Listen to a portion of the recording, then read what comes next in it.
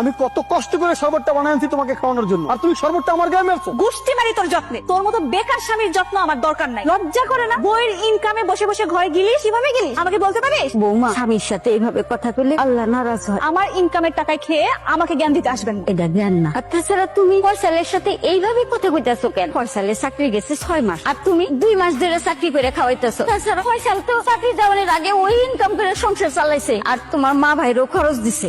কি আমার মা ভাইকে নুন পানি খাওয়ানোর খোটাও দিচ্ছে? আমি যে এই 2 মাসে তার থেকে বেশি কিছু করছি আপনাদের জন্য। ভাবি, তুমি কিন্তু আমার মার মুখে মুখে তর্ক করতেছো। তুমি কিন্তু বেয়াদবি করতেছো রীতিমতো। তোমার বাপের বাড়ি থেকে তোমার শিখাই দেয় না শ্বশুর শাশুড়ির সাথে কিভাবে ব্যবহার করতে হয়? তাছাড়া আমার মা ভুল কি বলছে? আমার তো অতীত কথাই বলছে। তুমি বাড়াবাড়ি বেশি করতেছো। আমি আবার বেশি করতেছি না? ভাবি, তুমি আমার থাপ্পড় মারলা। আমি খারাপ কি বলছি তোমারে? এত পাতলা পাতলা কথা বলতেছিস কেন? এক গালে মারছি না, আর একটা কথা বলে আরেক গালে খাবি। তুমি কিন্তু অতিরিক্ত করছো, এগুলো সহ্য করা সম্ভব না। তোমার মতো বেকার কেউ আমার পক্ষে সহ্য করা সম্ভব না। মানে কি? মানে 24 ঘন্টার মধ্যে যদি তুমি চাকরি জোগাড় না করতে পারো, তোমার মতো বেকারের সংসার আমি করবো না। আমি তোমাকে ডিভোর্স দিব, আর আমার ইনকামের টাকা দিয়ে তোমার মা বোন সবাইকে আমি খাওয়াইতে পারবো না। এটা আমার সাফ কথা। বউ, তুমি এটা কি বললা? আমাকে ডিভোর্স দিবা? যা শুনছো ঠিকই শুনছো। তোমার মতো স্বামী রেখে যদি আমার ইনকাম করে খেতে হয়, তাহলে তোমার মতো স্বামী আমার দরকার নেই। আর তোমাকে যদি আমি ডিভোর্স দিই, অ্যাটলিস্ট আমাকে না খেয়ে থাকতে হবে না। না খেয়ে থাকলে তুমি থাকবা, তোমার মা বোন সবাই থাকবে। বৌমা, এইসব তুমি কি কইতাছো? ঠিকই বলছি। 24 ঘন্টা সময় দিয়েছি আমি আপনার ছেলেকে। এই 24 ঘন্টার মধ্যে যদি 1 মিনিটের দিক সেদিক হয় না, আমি ওকে ডিভোর্স দিব। ডিভোর্স দিয়ে আমি এই বাড়ি থেকে চলে যাবো। ভাইজান, কোনো কিছুর ব্যবস্থা করতে পারো নাই? কি রে, চুপ করে আছিস কে? কোনো চাকরি বাকরির ব্যবস্থা হইলো? জুমা, তুমি লাকিজ নিয়ে যাচ্ছ কোথায়? আমি আমার বাবার বাড়ি চলে যাচ্ছি। তোমার সাথে আর সংসার করবো না, আর এই বাড়িতে আমি থাকবো না। আর আমার ইনকামের টাকা দিয়ে তোমার মা বোন বা তোমাকে গিলানো সম্ভব না। জুমা, আমাকে আমার মা বোনকে তোমার ইনকামের টাকায় খাওয়ানোর দরকার নাই। দরকার হলে আমি দিনমজুরের কাজ করব, কুলিগিরি করব, তাও তুমি আমার এই সংসারটা ছেড়ে যাও না।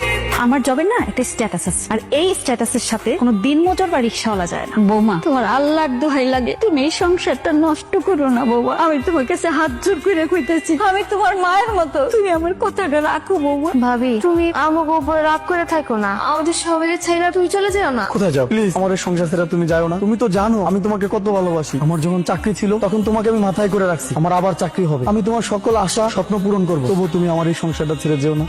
আম্মা, আম্মা, তামিম। আরে ও মা, তোরা কতদিন পরে দেখছি। আমি এই জায়গায় তোমার জন্য 2টা পাঞ্জাবি আর কিছু টি শার্ট আর প্যান্ট নিয়ে আসছি। তুমি তো চাকরির জন্য ট্রাই করতেছো, তাই অফিসে যখন ইন্টারভিউর জন্য যাবি তখন এগুলো পরে যাবি। আর মা, তোমার জন্য আমি কি কি নিয়ে আসছি? 3টা শাড়ি আনছি, তার সাথে ম্যাচিং করে ব্লাউজ পিসও আনছি। আর তোমার যা যা লাগে আমি সবকিছু টুকিটাকি নিয়ে আসছি। দুলা ভাই, আপনি আমাদের পরিবারের যে খেয়াল রাখেন, মনে হয় আমাদের বড় ভাই থাকলেও এরকম রাখতো না। হ্যাঁ বাজান, তুমি যদি 20,000 টাকা না দিতে বাজান, আমরা যে কি খাইতাম আল্লাহ ছাড়া কেউ জানে না। কি ব্যাপার, তোমাকে এত বিধ্বস্ত লাগতেছে কেন? আর তুমি এই টাইমে অফিস থেকে বাসায়? কি হয়েছে? ভাইজান, তুমি চুপ করে আছো কেন? কি হয়েছে? ও বাজান, মায়ের রেখো, কি হয়েছে তোর? তোর এমন দেখা যাইতেছে কেন? মা, আমার চাকরিটা চলে গেছে। কে? ওর চাকরি চলে গেছে মানে? আমি অনেক চেষ্টা করছি, কি থেকে কি হয়ে গেল আমি বুঝতেই পারলাম না। তাহলে তাহলে এই সংসার কিভাবে চলবে? তোমার তো জমানো কোনো টাকা পয়সাও নাই। ও বাজান, নিজেরে শান্ত কর। আল্লাহ একটা না একটা ব্যবস্থা করেই দিব। এই জিকের মালিক আল্লাহ, ঠিকই ব্যবস্থা হয়ে যাবে। এই সময় চাকরির বাজার অনেক খারাপ মা, তার উপরে আমাদের এই সেক্টরে চাকরি পাওয়া খুবই কঠিন মা, খুবই কঠিন। ইংরেজি কি করবো? মা, আর কোনো টেনশন নাই। আমি যে কোম্পানিতে সিভি জমা দিয়েছিলাম ওই কোম্পানিতে আমার জব হয়ে গেছে। আলহামদুলিল্লাহ। কি বলো, তোমার সত্যি সত্যি চাকরি হয়ে গেছে? হ্যাঁ, আর খুব বড় কোম্পানি, স্যালারিও খুব ভালো। ভালোই হয়েছে, আসলে আল্লাহ খুবই মহান। আমি তোরে কইছিলাম না একটা ব্যবস্থা হইবই। আপনার এত তেজ কেমনি হইলো? আরে বসেন, বিআইন বাড়িতে ভাইছে। এই যে আপনি তো বেহায়া কেন? আপনি যে এত করে ডাকলাম, আপনি কানে শোনেন না? তেজ কিসের? কি কানে নিব? আপনি আমার সাথে এইভাবে কথা কন কে? সেগায়া বেগায়া আপনার সাথে কিভাবে কথা বলবো? আপনি কি দেশের মন্ত্রী, প্রেসিডেন্ট যে আপনার হুজুর হুজুর করে কথা বলবো? আপনি ডাকতেছে, আপনার কানে যায় না? কি জন্য ডাকতেছে এটা তো শুনবেন আপনি আগে।